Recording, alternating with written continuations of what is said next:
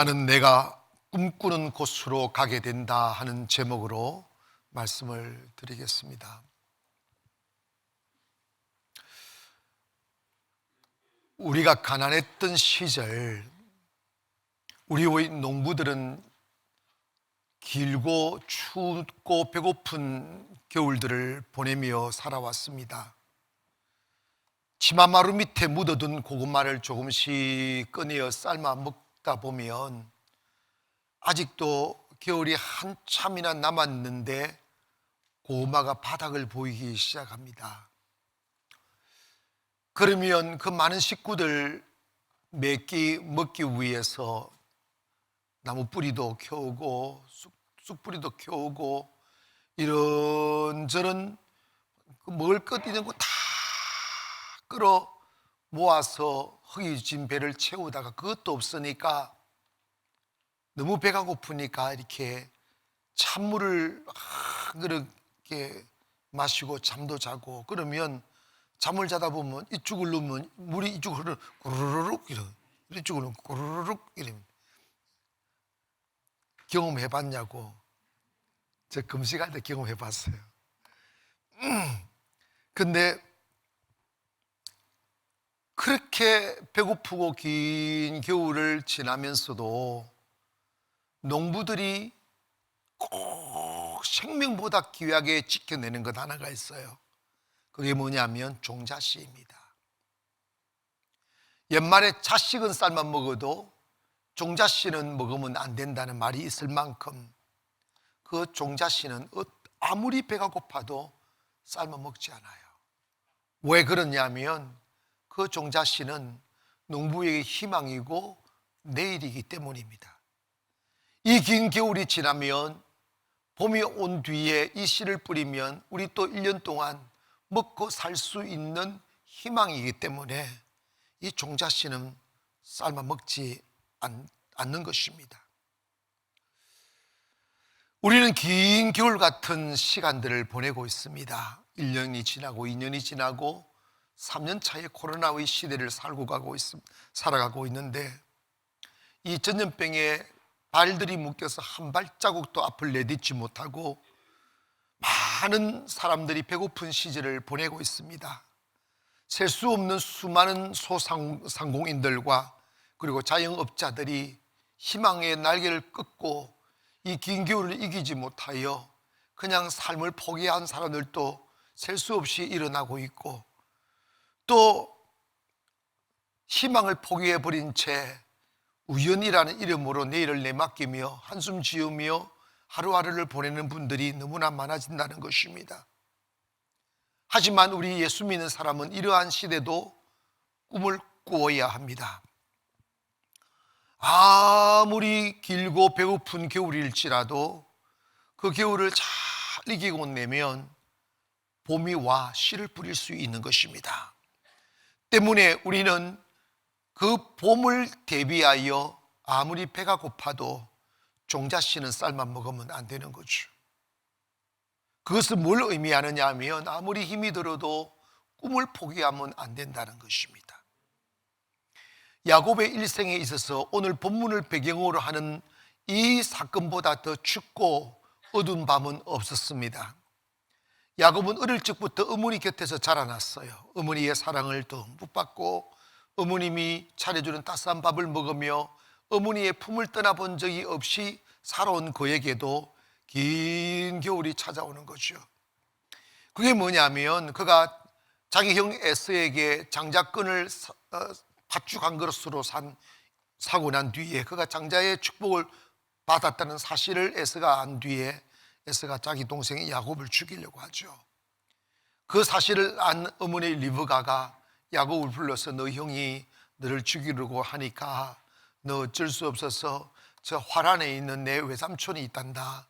그것으로 가서 피신하여 살거라고 하며 그에게 먹을 것 조금과 물병 하나를 쥐어주며 그냥 목숨을 운명에 맡기며 떠나보냈습니다. 야곱은 단 한 번도 떠나보지 않은 고향을 떠나서 화란이 어딘지도 모르게 그냥 그렇게 도망가기 시작합니다. 지금 야곱의 마음에는 어떻게 하면 형으로부터 멀어질 수 있을까를 생각하며 숨가쁘게 멀리 막 도망가고 있었습니다. 한참 도망가니까 이제 태양도 서산으로 넘어가고 어둠이 온 대지를 뒤집기 시작했습니다. 더 이상 갈 수가 없어서 그가 머물던 그곳에 잠자리를 찾아 헤매다가 없으니까 그냥 땅바닥에 들어 누웠어요. 어머니 품에 있을 때 고향의 별들은 아름답게 보였지만 고향을 떠나 홀로 도망자가 되어 땅바닥에 자기 몸을 뉘우고 하늘을 쳐다보니까 셀 수 없는 별들이 쏟아내릴 듯 비추이고 있었습니다. 근데 그 별이 그렇게 처량하게 보이고 외롭게 보이기 시작했습니다. 어느새 내가 어쩌다가 이런 모습이 되었을까 생각하며 슬픔이 온 가슴을 채우고 어느새 두 눈에서 눈물이 흘러 뺨을 적시기 시작했습니다. 소리라도 내면 누군가 듣고 찾아올까 봐 소리 없는 외로운 눈물로 한참 동안 시간을 보내고 있는 차에 잠이 들락말락할 때 꿈을 꾸기 시작합니다. 꿈속에서 하늘에서 크고 긴 사닥다리가 쭉 내려오더니 자기가 누워있는 그 바닥에 딱 닿이더니 하나님의 사자들이 위에서 오르락 내리락 하는 모습을 보면서 그가 그 자리에서 벌떡 일어나 무릎을 꿇었습니다. 나는 도망자가 되어 이곳에 아무도 있는 줄도 모르며 홀로 있는데 하나님은 이곳까지 찾아오셔서 나와 함께 하시는구나, 이 사실이 깨달아지니까 가슴이 막 미기 시작합니다. 그리고 하나님이 사자들을 통하여 말씀하시기를, 야곱아, 너가 지금 외로이 누워있는 이 땅을 너와 너 자손에게 줄 것이다. 그리고 너의 후손들이 땅의 티끌같이 하늘의 별처럼 많아질 것이고 모든 족속이 너와 내 후손으로 인하여 복을 받게 할 것이다. 그러시면서 마치 하나님의 능력의 도장을 딱 찍어주시듯이 무슨 말씀을 하느냐 하면, 내가 이 약속을 다 이룰 때까지 결코 너를 떠나지 아니하고 내가 너와 함께 해줄 것이야. 이 꿈을 딱 주시는 거예요. 그러면서 언젠가 내가 그렇게 바라던 고향으로 거부가 되어 다시 돌아오게 할 거야 하는 꿈을 심어준 것입니다. 여전히 도망자이고 자기 목숨이 어떻게 될지 모를 위험 속에 노출되어 있음에도 불구하고 그 가슴 속에 꿈이 쏙 들어오는 그 순간에 야곱은 조금 전에 야곱이 아니었어요. 하나님이 나와 함께 하신다. 나에게 꿈이 있어. 나는 이 꿈을 이룰 때까지 하나님이 나와 함께 해주신다고 약속하셨어. 그러므로 나는 무너질 수 없어. 포기할 수가 없어. 울 시간 없어 하며 벌떡 일어나 그 밤을 탁 기도로 지새우고 야곱이 이런 약속을, 하나님, 나는 잘못했는지 모르지만 도망자가 되어 이곳까지 도망쳐 나왔네. 하나님이 나와 함께 하시오. 이런 축복을 하시니 하나님, 이제부터 나는 일생 동안 여호와 하나님만을 나의 구주로 섬기겠습니다. 그리고 이곳에 조금 전에 돌베개했던 이 장소를 하나님의 성전을 세울 것이고 하나님이 주시는 모든 수입의 11조를 하나님께 온전히 드려 내가 하나님의 사람임을 고백하겠습니다는 선을 합니다. 사랑하는 여러분, 누구나 인생을 사노라면 겨울을 만납니다. 배고픈 그 추위에 눈보라에 시달리기도 하죠. 높은 산 올라야 되고 넘실거리는 넓은 강을 건너야만 하는 절망 앞에 서게도 됩니다. 그러나 요즘처럼 이렇게 위기의 시간에 살아가고 있는 우리들에게 누가 필요하냐면 정치인이나 경제인이 아니라 꿈을 꾸는 사람이 필요합니다. 하나님의 사람은 꿈꾸는 사람입니다. 하나님의 사람은 꿈꾸는 사람을 하나님이 쓰신다고요. 그러므로 모든 사람들이 날개를 접어버리고 앞을 향하여 날아오르기를 거부하며 두려움에 휩쓸려 내일을 포기해버린 시대라 할지라도 우리 예수 믿는 사람은 다시 나래를 펴야 됩니다. 꿈을 꿔야 돼요. 왜냐? 하나님은 꿈꾸는 사람을 통하여 일하시기 때문입니다. 여러분, 하나님의 예명이 있어요. 그 예명이 뭔지 아십니까? 창조주라는 이름입니다. 창조주는 없는 것을 있게 하시는 분입니다. 할렐루야, 새로운 것을 만들어내시는 분입니다.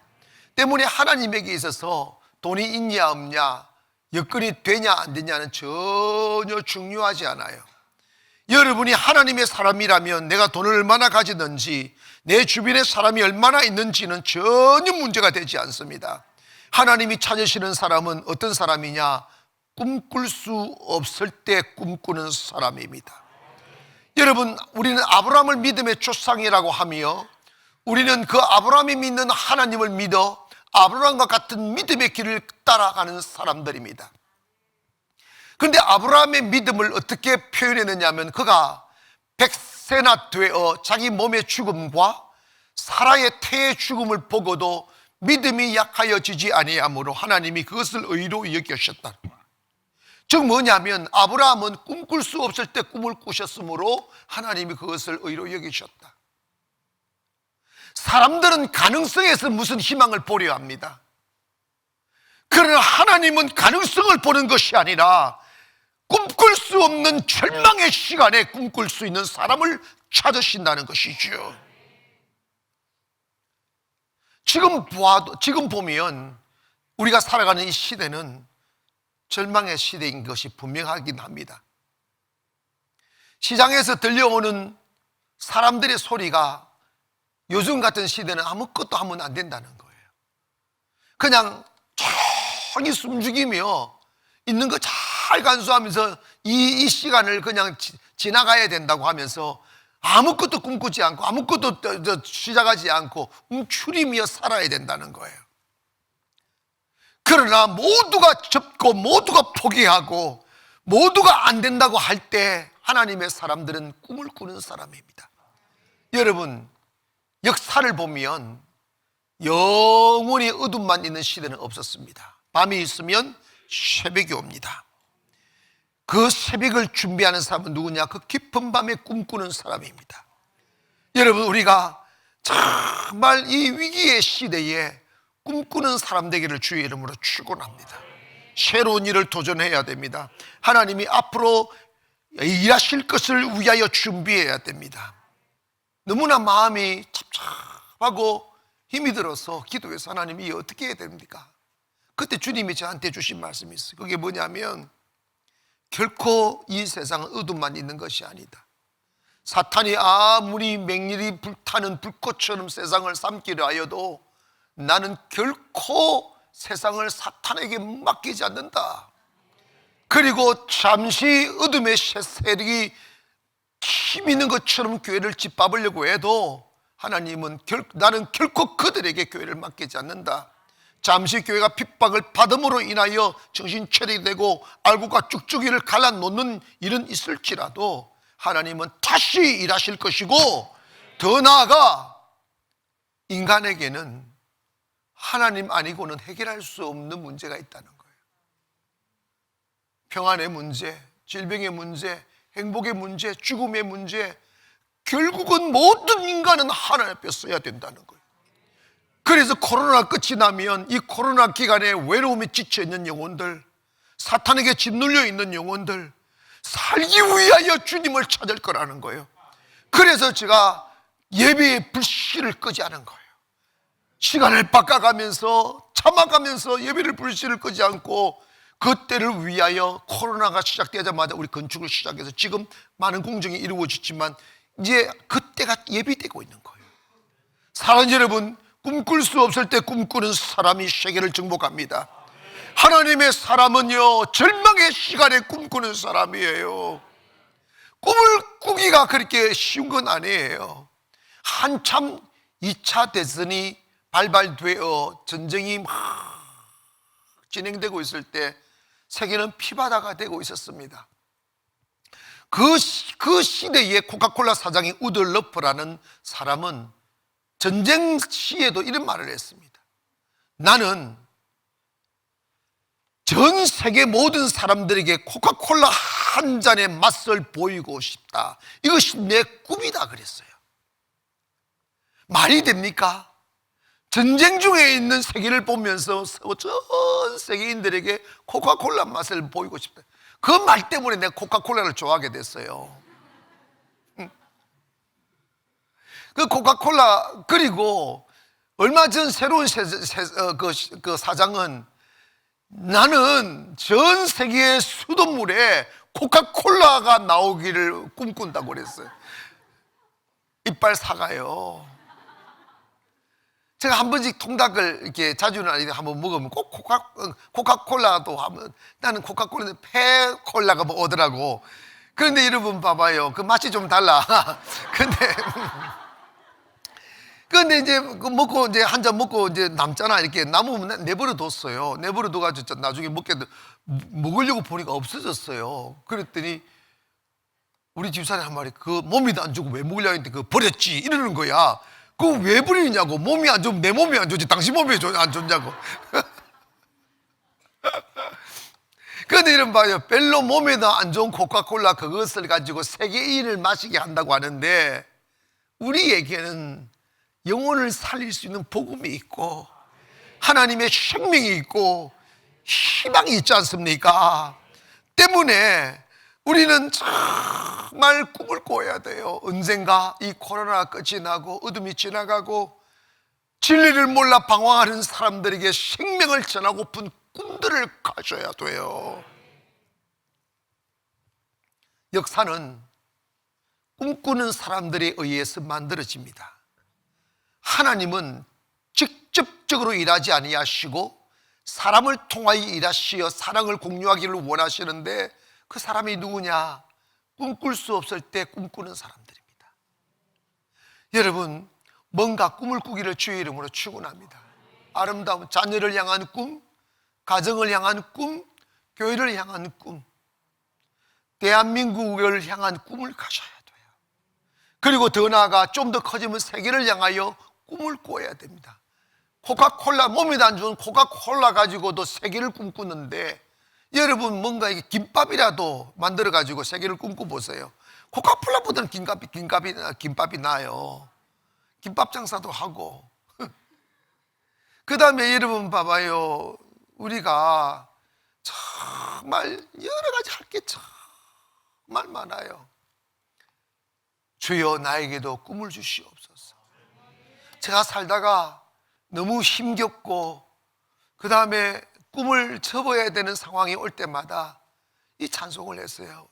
주여 지난밤 내 꿈에 배었으니 그 꿈 이루어 주소서. 주여 지난밤 내 꿈에 배었으니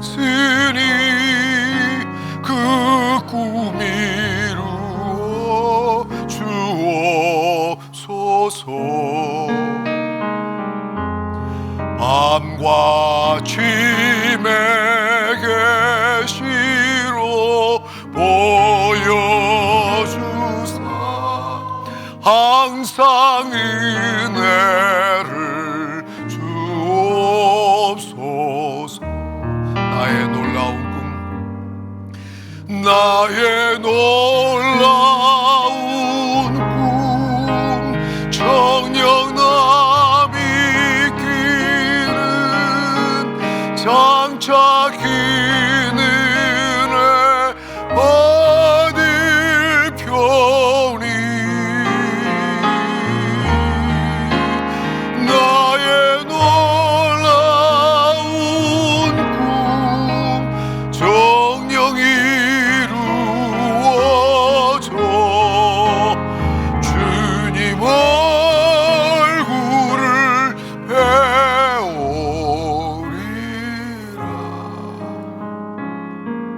아멘. 왜 우리가 꿈을 꿔야 되느냐 하면 지금 내가 꾸는 꿈이 곧 나의 미래가 되기 때문입니다. 고백합니다. 지금 내가 꾸는 꿈이 곧 나의 미래가 된다. 꿈 없이 내일을 맞이하는 사람은 결코 똑같은 태양일 수밖에 없습니다.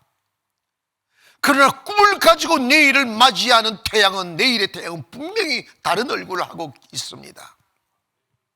믿음은 꿈꾸는 거예요. 하나님의 말씀은 약속이에요. 미래 계획이라고요. 그것이 꿈인 것이죠. 때문에 믿음의 사람들은 항상 현실에 묶이지 아니하고 내일의 꿈을 꾸는 사람들입니다. 예전에 저도 어릴 적에 이렇게 막 새들도 날아다니고 짐승도 빨리 다니는데 늦은 건 사람밖에 없더라고요. 내가요 집에 키우는 강아지도 못 쫓아가더라고요. 그래가지고 좀 빨리 다니고 싶다 이런 생각을 참 많이 했는데, 웃자다가 어릴 적에 자전거를 타게 됐는데 자전거 타니까 너무 빨리 가더라고요. 정말 신났어요. 좀 우리 동네 친구 자전거 없을 때 혼자 타고 다닐 때 얼마나 폼 잡았는지 몰라요. 따랑따랑따랑. 아이고 주여, 자전거 가지고. 아무도 인간은 하늘을 나를 수 없다고 생각했을 때 미국의 라이트 형제는 난 나르고 싶어 하는 꿈들이 찾아왔어요. 정말 나도 나르고 싶어. 그래서 지붕 위에 올라가지고 팔에다가 뭐 한 개 달고 뛰어내다가 다리 부러지고 막 코피 터지고 별짓을 다 했어요. 그러다가 나무로 비행기 모형을 만들어 가지고 이렇게 높은 언덕으로 올라가서 페달을 가지고 동력을 만들어서 하다가 10m 정도 가다가 킥 꼬꾸라지고 했어요. 제가 뉴욕 라이트 형제 박물관 한번 가본 적이 있는데 보니까 그게 모형으로 그대로 있는 거예요. 근데 결국은 그 라이트 형제가 사람도 나를 수 있다는 꿈을 꾸었기에 지금 우리는 비행기를 통해서 새보다 빨리 나르고 있다는 사실을 여러분 기억하십시오. 이게 바로 꿈은 나의 현실이 되는 것이죠. 꿈 있는 사람은 미래를 만들어 가지만 꿈 없이 미래를 맞이하는 사람은 그냥 시간을 죽이고 삽니다. 우리가 살아가면서 너무나 많은 어려움도 겪고 힘든 일도 있지만 꿈이 있는 사람들은 그것을 이겨내요. 언젠가 여러분, 이 야곱이 이 약속을 받고 130년을 살고 이제 자기 손주가 이제 애굽의 국무총리가 되고 난 뒤에 애굽으로 양식을 찾아 갔다가 바로를 접견하게 됩니다. 그 큰 왕자에 앉아있는 바로를 요셉 때문에 다 만나서 바로 왕이 야곱에게 물었습니다. 참 잘 오셨습니다. 그렇게 어떻게 잘 사셨습니까? 물었더니 나의 나이가 130이지만 험악한 세월을 살았나이다. 이 말, 너무 힘든 세상을 살았다는 거예요. 그렇지만 야곱이 그 세월들을 다 이겨낼 수 있는 것은 꿈이 있었기 때문입니다. 꿈은 그대로 이루어지는 거예요. 그런데 놀라운 것은 따라합시다. 꿈을 꾸면 모든 고난을 이겨낼 수 있다. 아멘. 현대인들에게 가장 비극은 돈이 없는 게 아니에요. 꿈이 없기 때문입니다. 젊은이들의 가슴 속에 나 열심히 일해서 뭐가 되고자 하는 비전이 없는 거예요. 여러분, 사실은 정말 이 꿈을 가지고 산다는 게 마음에 많이 부딪혀요. 마음에 많이 부딪히지만 꿈을 꾸고 가면 정말 인생은 꿈꾸는 대로 되게 되어져 있어요. 아멘. 하나님은 우리의 인생의 운전자이십니다. 그런데 하나님은 우리를 이끌어갈 때 그 좌표를 어디에 두느냐? 여러분이 우리가 꿈꾸는 대로 하나님이 이끌어가게 돼 있어요. 꿈을 놓아버리면 안 됩니다. 목사님들이 한 번씩 요즘 우리 교회가 주시를 좀 받다 보니까 이런 질문들을 많이 해요. 목사님 어떻게 이렇게 빨리 이렇게 성장하고 이렇게 잘 되고 하는 일마다 이렇게 행동하십니까? 이제 이러는데, 그러다가 이분들이 제가 국민일보에 연재한 그 목회는 영권이라는 그걸 20회를 쭉 읽고 나면 읽은 분들은 거의 다 문자가 와요. 목사님, 그래서 그랬군요. 그 어려움과 그 시련을 다 이겨냈으니까 하나님이 이렇게 축복하고 이렇게 쓰시는군요. 이 말들을 이구동성으로 해요. 그런데 여러분, 꿈이 없는 사람은 고난을 못 이겨내요. 누구나 겨울 만난다니까요. 누구나 눈보라 만난다고요. 그러나 꿈이 있는 사람은 그걸 놓지 않아요. 이겨냅니다. 왜? 내일이 있으니까. 제가 상가에서 목회를 하면서 상가에서 목회하다 보면 참 적막함이 너무 많아요. 꿈은 있는데 현실이 저 멀리 있다 보니까 마음이 힘들어서 놓아버리다가 어느 날 제가 상가에 한참 있을 수가 없어서 돈 없이 건물들을 알아보고 송도 막 꿈도 못 꾸고 이럴 때 너무 지쳐서 엎드렸어요. 매일 예배는 드렸으니까. 예배 설교를 끝나고 기도를 하면서 이렇게 엎드렸는데 주님이 이런 말씀을 하시는 거예요. 너 왜 꿈을 포기하느냐고, 왜 꿈을 줄이느냐고. 그때 내가 들켰어요. 왜냐하면 제가 꿈꾸던 것을 포기하고 그냥 내가 50에 송도에서 개척해가지고 한 중형교회만 세우든 나 성공한, 요즘 개척은 상가의 유지만 해도 성공이라고 그러는데 나는 유지를 떠나서 중형교회만 세워도 성공 아니겠어? 이 생각을 딱 하고 있는데 주님이 딱 그날 밤 오셔서 너 왜 꿈을 줄이느냐 이러시더라고. 꿈을 가지고 있는 게 힘이 드느냐 돈이 드느냐. 그래서 한숨을 푹 쓰고 있다가 정신을 툭 차리고 보니까 맞다, 꿈꾸는 게 돈 들지 않지, 꿈꾸는 게 힘들지 않지.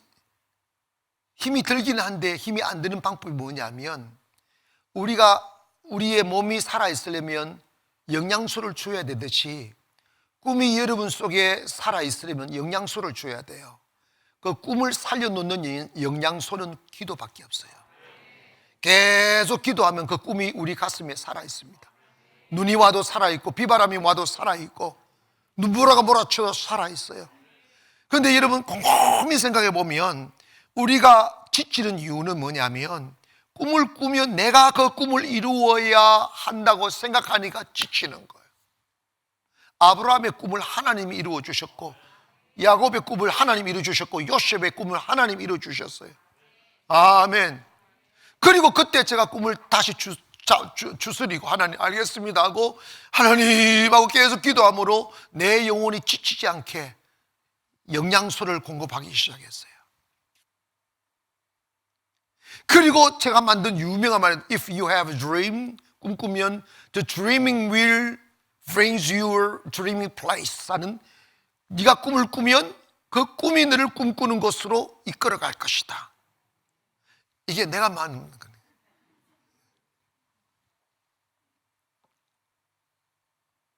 그런데 여러분 곰곰이 생각해보면 내가 한 6, 7년 전에 상가에서 그 꿈을 놓아버렸으면 지금 이 교회도 없었고, 지금 봐봐요, 인천에서 제일 큰 성전을 지금 짓고 있습니다. 송도 한복판에. 여러분 봐봐요, 이게 왜 그럴까요? 나는 내가 한 게 뭐, 여러분 한 게 뭐 있어? 뭐 여러분 한 1조를 가져오셨어요? 하나님이 하셔요. 분명한 사실은 하나님 우리에게 요구하는 것은 뭐냐면 꿈을 놓치지만 말아라는 거예요. 아멘. 꿈이 있는 사람은 환난을 이깁니다. 꿈이 있는 사람은 절망을 이깁니다. 누구나 높은 곳 오르면 한계점에 다다르게 되어 있습니다.